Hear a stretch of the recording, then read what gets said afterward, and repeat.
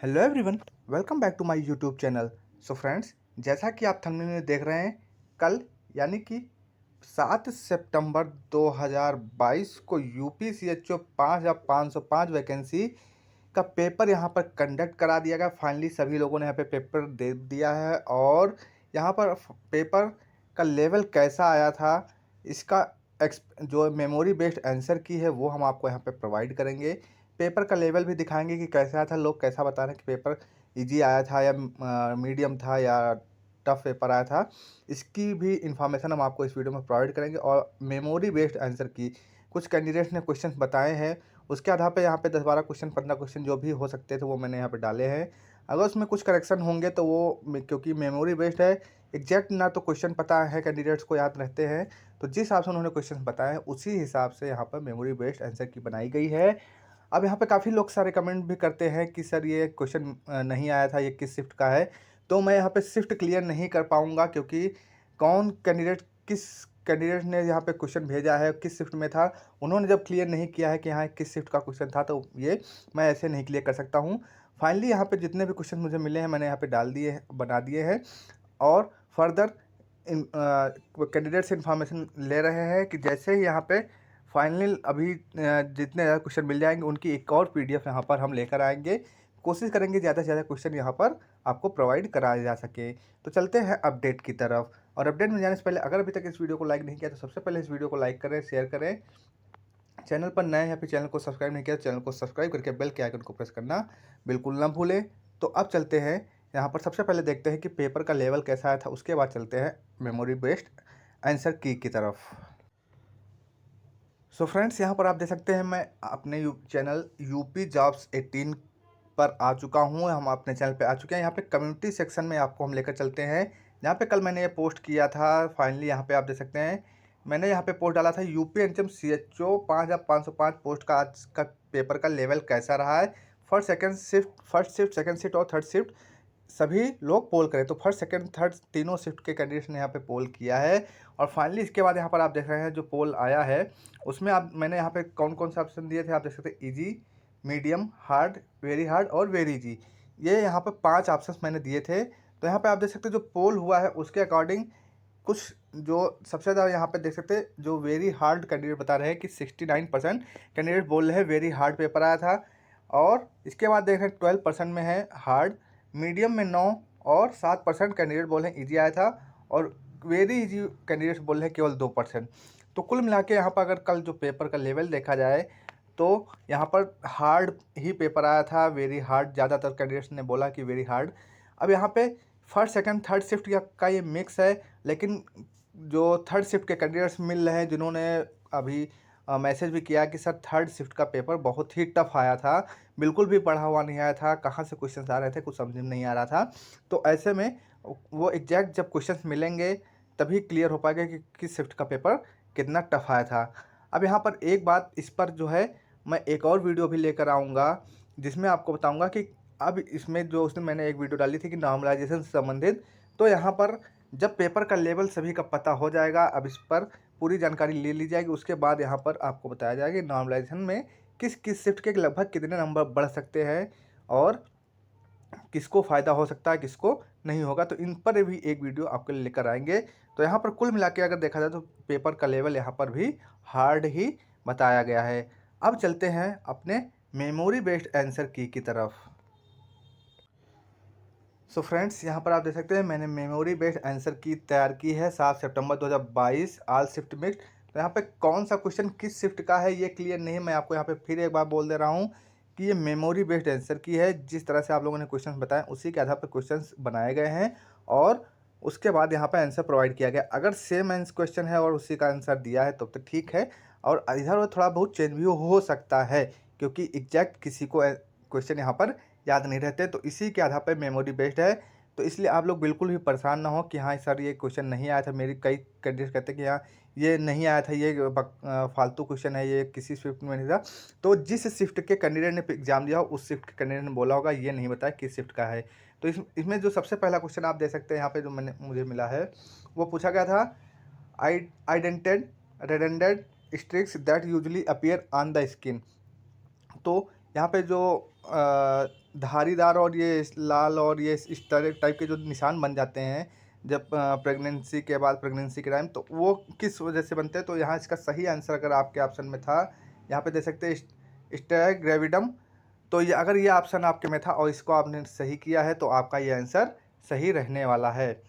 Second question यहाँ पर आया था, एक क्वेश्चन आया था किस शिफ्ट का है, ये क्लियर नहीं है। यहाँ पे पूछा गया था a pregnant mother BMI 32 then. अगर एक प्रेग्नेंट लेडी है और उसका BMI 32 है तो क्या है वो? BMI में आपका जो है आपको फार्मूला निकाल के बताना था कि वो हेल्दी है, नॉर्मल है, ओवरवेट है या ओबेज है। तो यहाँ पे 4 ऑप्शन कैंडिडेट ने बताए थे। तो इसके हिसाब से जो 32 BMI होता है उसके अकॉर्डिंग जो वेरी ओवरवेट जो फीमेल होती हैं, बहुत अधिक मोटी हो जाती है, उनको ये ओबीज ऑप्शन, यानी कि इसका जो फोर्थ ऑप्शन है ये आपका सही रहने वाला है, ओबीज। ये आप अगर आपने सही किया है तो ये ऑप्शन आपका सही रहेगा। वेरी ओवरवेट आया होगा तो ये आप इन दोनों में से आपने जो भी क्लिक किया होगा वो सही होगा। नेक्स्ट क्वेश्चन यहाँ पे आया था हैवी रेस्पायरेशन टर्म को क्या कहते हैं? तो हैवी रेस्पायरेशन टर्म को पूछा था कि नॉर्मली जो रेस्पायरेशन करते हैं वो तो नॉर्मली ब्रीथिंग करते ही हैं, लेकिन जब हैवी रेस्पायरेशन टर्म होता है तो उसको क्या कहते हैं? तो इसका सही आंसर होगा हाइपरनिया। हाइपरनिया इसका सही आंसर है। तो जो वेरी हैवी रेस्पायरेशन टर्म होता है उसको हाइपरनिया कहा जाता है। अगला क्वेश्चन यहाँ पे पूछा गया था nurse patient ratio in paediatric ward. तो पीडियाट्रिक वार्ड में नर्स और पेशेंट का रेशियो कितना रहता है, कि एक पेशेंट पे कितनी नर्स होनी चाहिए या एक पेशेंट पे कितने एक नर्स पे कितने पेशेंट होते हैं? तो इसका रेशियो 1:1 यानी कि 1:1 रहता है, यानी कि एक पेशेंट पे एक नर्स होनी चाहिए या एक नर्स पे एक पेशेंट रहता है। अगला क्वेश्चन यहाँ पर आया था folic acid requirement in pregnant women. तो प्रेग्नेंट वोमेन को फोलिक एसिड की कितनी मात्रा दी जाती है? तो यहाँ पे आप देख सकते हैं 400 माइक्रोग्राम इसका सही आंसर रहने वाला है। कुछ कैंडिडेट्स बोल रहे हैं कि 400 ग्राम नहीं आया था, 400 माइक्रोग्राम नहीं आया था, 500 था। तो अगर 400 ग्राम नहीं है, 500 है, तो आपको 500 सही करना होगा। तो अगर ये दोनों में से जो भी आया होगा वही आपका सही करना। 400 होगा तो 400 सही करना है, अगर 400 नहीं आया था तब आपको 500 करना था। और अगर इसी के अनुपात आसपास में अगर कोई है तो वही करना था। अगर 350 आएगा तो होता तो 350 से 400 ग्राम सही होता। तो इस हिसाब से इसको सही का मैंने 400 माइक्रोग्राम आपको यहाँ पे बताया है। अगला क्वेश्चन यहाँ पे आया था कीगल एक्सरसाइज किसके लिए क्या आता है? तो कीगल एक्सरसाइज किस चीज़ के लिए क्या आता है, ये यहाँ पे क्वेश्चन पूछा गया था। तो ये होता है पेल्विक फ्लोर एक्सरसाइज के लिए। तो पेल्विक फ्लोर एक्सरसाइज के लिए कीगल एक्सरसाइज किया जाता है। ये आपका यहाँ पर सही आंसर रहने वाला है। अगला जो क्वेश्चन आया था इसमें आप देख सकते हैं, पूछा गया था टेंडन मसल्स इंजरी को मेडिकल टर्म में क्या कहते हैं? टेंडन मसल्स इंजरी को मेडिकल टर्म में क्या कहते हैं? तो इसको कहते हैं मसल्स स्ट्रेन। इसका सही आंसर आपका रहेगा मसल्स स्ट्रेन। तो जिन भी कैंडिडेट्स ने ये किया होगा मसल्स स्ट्रेन, उसका ये सही आंसर रहने वाला है। टेंडन मसल्स इंजरी से रिलेटेड एक क्वेश्चन 4 तारीख को भी ये क्वेश्चन आया था, लेकिन थोड़ा सा घुमा फिरा के आया था कि मसल्स जो पेन होती है, मसल्स ज्वाइंट जो होते हैं उसमें मसल्स और बोन्स की ज्वाइंट को क्या कहते हैं, ये क्वेश्चन पूछा गया था। तो टेंडन ज्वाइंट कुछ यही आंसर आपका बताया था मैंने। फिर यहाँ पे अगला क्वेश्चन यहाँ पे देख सकते हैं main source of vitamin C. अब इसमें कैंडिडेट्स ने ऑप्शन बताना, तो ये क्वेश्चन तो बता दिया, इसमें ऑप्शन में क्या क्या था ये नहीं बताया था। तो इसमें आपका जैसे कि नींबू भी हो सकता है और आंवला भी हो सकता है और संतरा भी हो सकता है, जो खट्टे पदार्थ, तो ये आपके विटामिन सी के स्रोत होते हैं। लेकिन अब मेन अगर यहाँ पे नींबू भी है और आंवला भी है तो आपका आंवला ही सही होगा, क्योंकि आंवला में ज़्यादा विटामिन सी पाया जाता है। तो मेन सोर्स आंवला ही रहेगा। तो फिर नेक्स्ट क्वेश्चन यहाँ पे आप देख सकते हैं चेस्ट ट्यूब रिमूव करते समय मरीज को क्या बोला जाता है? जो चेस्ट ट्यूब होता है उसको जब रिमूव करते हैं तो मरीज से क्या बोला जाता है? तो उसको बोला जाता है to hold breathing. To hold breathing, ये इसका सही आंसर रहने वाला है। अगला क्वेश्चन यहाँ पे आया था इंदिरा गांधी पेंशन योजना से रिलेटेड। इंदिरा गांधी पेंशन योजना कब स्टार्ट हुई थी?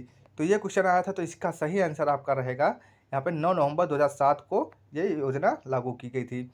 फिर अगला क्वेश्चन आया था यूरेटर की इनर लेयर किस टिश्यू की बनी होती है? ये आपसे पूछा गया था यूरेटर की जो इनर लेयर होती है किस टिश्यू से बनी होती है?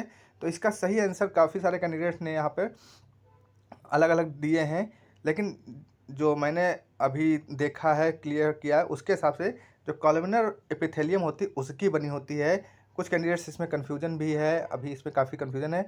फाइनल यही अगर ऑप्शन में था तो ये ऑप्शन पर डिपेंड करेगा कि ऑप्शन में क्या था। अगर ऑप्शन में ये है तो आपका यही सही रहने वाला है, अगर ये नहीं था तो जो दूसरे ऑप्शन आए थे उसमें से चेक करना था कि कौन सा ऑप्शन सही है। अब एग्जैक्ट ऑप्शंस यहाँ पर मुझे भी नहीं क्लियर कौन से आए थे या किसी ने बताया नहीं सही से। फिर अगला क्वेश्चन आया था main causes of haemolytic jaundice in new born. तो जो न्यू बॉर्न होता है उसमें जो हेमोलिटिक जॉन्डिस होता है उसका क्या किस कारण से होता है, किस काज से।